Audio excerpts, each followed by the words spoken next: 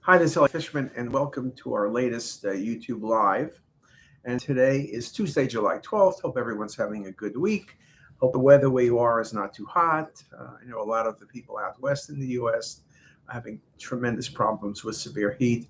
Baltimore, it's kind of the summertime, not too bad. It's in the 80s, 60s in the morning when you come to work. So life is good. Now, one of the things we've spoken about is that we're going to do lots of YouTube mini videos. I think one of the things that YouTube has been talking about and many people have spoken about is the fact that people do like short segmental things. Now, on YouTube, we have lots of lectures, thousands of lectures. We're updating them, one new lecture a week.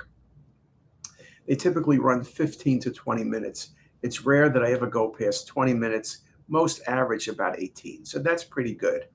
But these are going to be shorter things. These are going to be pearls, tips, or just little topics. And the topic today, which is something that we're very involved with and I read a lot about, but most people aren't too aware of. So I thought I would at least bring it up. And that's something called a liquid biopsy. Now you can ask, what is a liquid biopsy? We know what a biopsy is. Does that mean you're biopsying fluid or you're extracting fluid from the patient? Well, that's yes, but no. So I'm just going to read you from the NCI, the National Cancer Institute, their definition of liquid biopsy.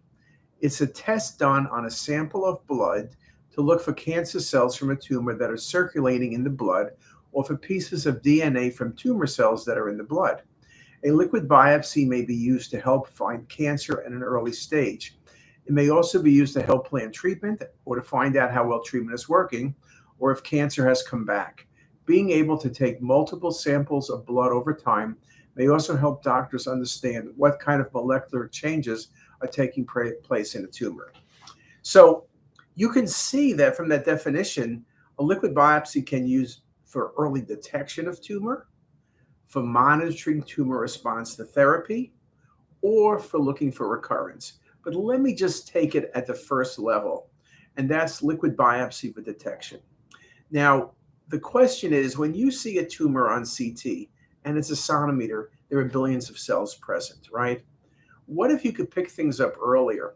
What if you could pick things up where you really don't see anything on the CT or the MR or the PET, but it's in your blood because these cells are circulating and the tumor is growing, but it's in the thousands of cells. And is that period to get to the billions of cells. If we pick things up earlier, can we treat earlier? If we pick things up earlier, can we change the outcome of things? Now, Bert Vogelstein, Ken Kinsler, Papadopoulos at Hopkins came up with a lot of the groundbreaking work for liquid biopsy. There was a company that was formed eventually called Thrive, and Thrive is now part of Exact Sciences. They are one of the key companies that is looking at liquid biopsy for early tumor detection. There was an article in Science, lead author Anne-Marie Lennon a couple of years ago, that was done using liquid biopsy as a screening tool for patients at their annual physical. Imagine, at your physical, maybe you'll say you need colonoscopy, you need mammography, you get routine blood work. Well, in the future, this liquid biopsy may be part of that blood work for early detection of tumor. So there was a group of patients. You can read the article, over 10,000. They were all women. Over 100 cancers were detected. Patients were treated. The way you diagnosed the cancer, of course, was you had liquid biopsy, which was positive times 2 times. And then you got a PET CT and you found the patient's tumor. Now, it's interesting. Sometimes the liquid biopsy was positive, but nothing was seen on the PET or on the CT or the PET CT. But to me, that probably isn't surprising because if you're picking up tumors so early, there's a point where you're not going to see it on PET or anything else. Now, one of the things also that's evolving, now I'll just tell you that I mentioned the companies Thrive, but to be fair, the other big company is from Illumina out west. They're based in California, and they also have a liquid biopsy. And one can argue whose is better, whose is making more progress. They're all being worked on by the FDA, trying to get rapid approval. There's biopsy stuff, liquid biopsies from Foundation Medicine. So there are a number of companies that are working on it. So I'm not telling you one company is better than the other. Um, but one of the things to really understand is this can become very, very important in imaging. Because you can imagine if somebody gets a liquid biopsy and it's positive times two, now you have to find the tumor. Now, with the liquid biopsy initially, it was positive or negative, right? But the newest versions of this liquid biopsy, the ones that are coming along and will continue to evolve, they will say positive breast, positive kidney, positive pancreas. So now you won't be looking from head to toe, but you're looking more structured. You'll be saying, oh, there must be something, positive in the stomach. So I'll do CT perhaps, or I'll do endoscopy, or breast, I'll do mammography. So I think one of the things you're going to see with liquid biopsies as they continue to evolve, whether it's Illumina or it's Thrive, is that it's going to be very organ specific. And that's being shown in a number of different studies. So that's very exciting as well. But you can see this liquid biopsy is going to play very much into what we do, because we're going to have to find the tumor. Liquid biopsy will say there's something there. Now you got to find it. One of the things we also need to learn is how often it's a false positive liquid biopsy. As I mentioned, if it's positive and we find nothing, you can argue that the liquid biopsy was falsely positive, but I could also argue that it's so sensitive, it picks up tumors we can't see. And so it's not really negative, it's just that we can't detect it. Now that will take time to figure out where that comes in. So for example, now, if a patient had two positive studies, liquid biopsy, and we found nothing on PET CT, the patient would come back in a year for liquid biopsy again, and then perhaps further imaging. But you're not going to follow the patient indefinitely. So again, it's one of the things that needs to be learned as this becomes more important. But I thought it's important for radiology to know about liquid biopsies, read about it. There's a lot of good articles. There was something yesterday which from Illumina, which had a whole, was for free. I'll post it on CTisus when I get it. But it makes the point about what it is, where it's going. And I think at that point, it becomes very important, because we're going to have to image those patients. So you may get, like right now, for example, we do virtual colonoscopy. It may be just a routine screen. It may be positive blood.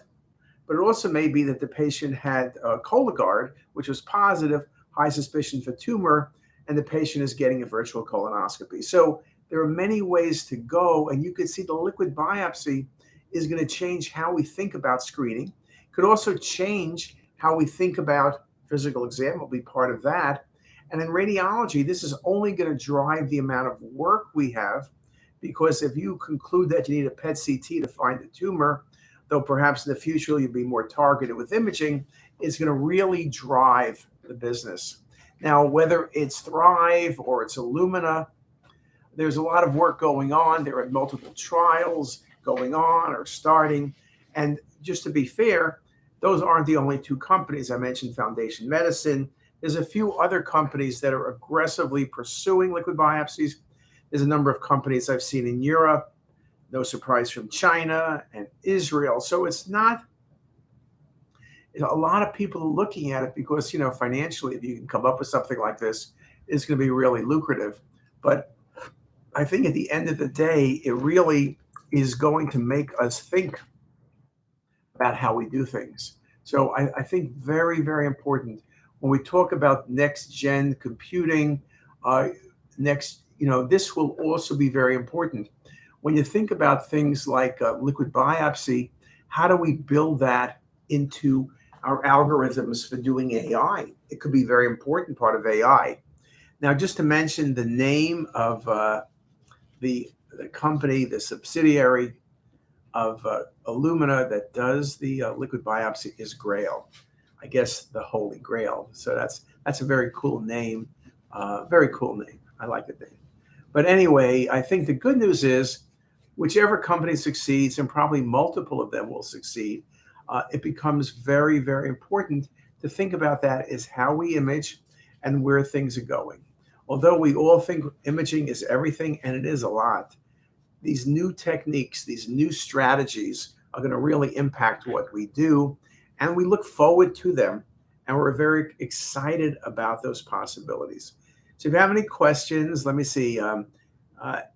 Ensam Varg from Turkey says hi. So we'll say hi as well. And again, this is a process that is going on worldwide. So I think it's very exciting. And again, we'll talk about it probably again, maybe in a few months. We'll be letting you know some of the latest and greatest. And with that, I'll just say to everyone, have a great day.